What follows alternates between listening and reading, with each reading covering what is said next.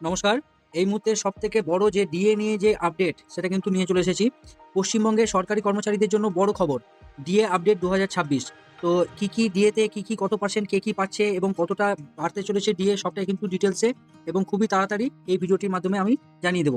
তো বর্তমানে কত পার্সেন্ট ডিএ পাচ্ছেন? বর্তমানে রাজ্য সরকারি কর্মচারীদের যে ডিএ সেটা কিন্তু বাজেট অনুযায়ী ২২% এর প্রস্তাবনা দেওয়া ছিল। কিন্তু আমি যতদূর জানি যে 18% কিন্তু আপাতত ডিএ কিন্তু বর্তমানে রাজ্য সরকারের কর্মচারীরা পাচ্ছেন এবং বাজেট ২০২৬ অনুযায়ী কার্যকর করার প্রক্রিয়া চলছে। যেটা অলরেডি প্রস্তাবনা ছিল যে 22% দেওয়ার জন্য, সেটা কিন্তু এখনও কার্যকর হয়নি এবং 18% ডিএই পাচ্ছে, এটাই যেটা জানা গেছে। সুপ্রিম কোর্টের বড় নির্দেশ দেওয়া ছিল কি, ডিএ কর্মীদের আইনগত অধিকার। ডিএ হচ্ছে কর্মীদের আইনগত অধিকার। বকেয়া ডিএ মেটানোর স্পষ্ট নির্দেশ দিয়েছে সুপ্রিম কোর্ট। নির্দিষ্ট সময়ের মধ্যে পরিশোধের বার্তাও দিয়েছে কিন্তু সুপ্রিম কোর্ট। এছাড়া কি আছে, বকেয়া ডিএ নিয়ে আপডেট কি আছে?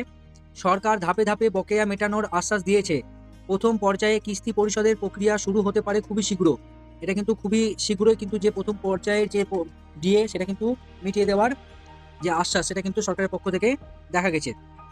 ১লা জুন বৈঠকে কি হলো? তোমরা জানো যে ১লা জুন কিন্তু এই ডিএ নিয়ে একটি বৈঠক হয়েছিল, যেখানে গুরুত্বপূর্ণ আলোচনা হয়েছে যে কি কর্মচারী সংগঠনগুলোর সঙ্গে সরকারের শীর্ষ কর্তাদের দীর্ঘ বৈঠক হয়েছে। দীর্ঘ কিন্তু এই নিয়ে একটা বৈঠক হয়েছে।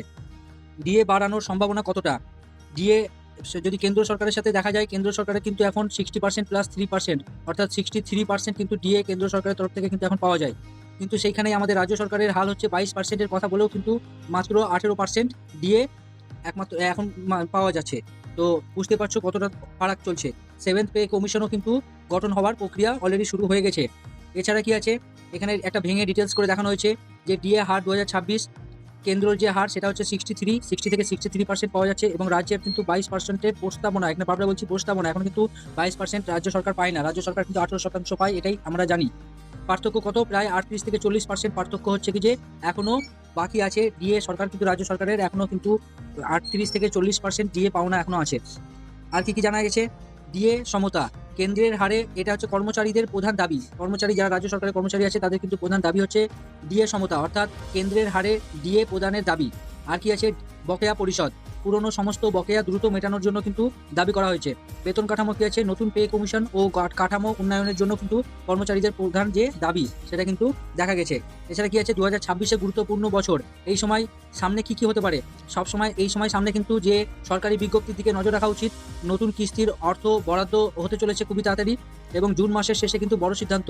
জুন মাসের শেষে এই কারণে বড় সিদ্ধান্ত আসতে চলেছে কারণ তোমরা জানো যে 22 জুন আমরা জানি যে রাজ্যে কিন্তু যে ওয়েস্ট বেঙ্গল রাজ্যে কিন্তু বাজেট যে হওয়ার কিন্তু সম্ভাবনা আছে 22 জুন, সেই জন্য কিন্তু জুন মাসের শেষে কিন্তু একটা বড় সিদ্ধান্ত আসতে চলেছে।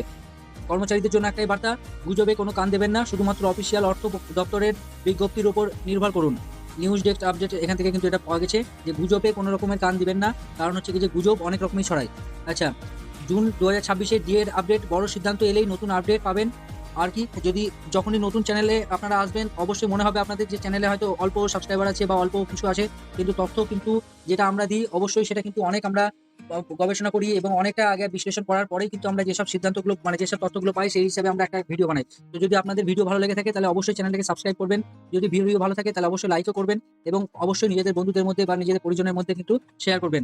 দেখা হচ্ছে পরের ভিডিওতে এবং অবশ্যই কমেন্ট করে জানাবেন যে ভিডিওতে কেমন লেগেছে এবং কি আরো চাই আপনাদের নতুন ভিডিও, সবকিছুই কিন্তু আমরা অপেক্ষায় রইলাম।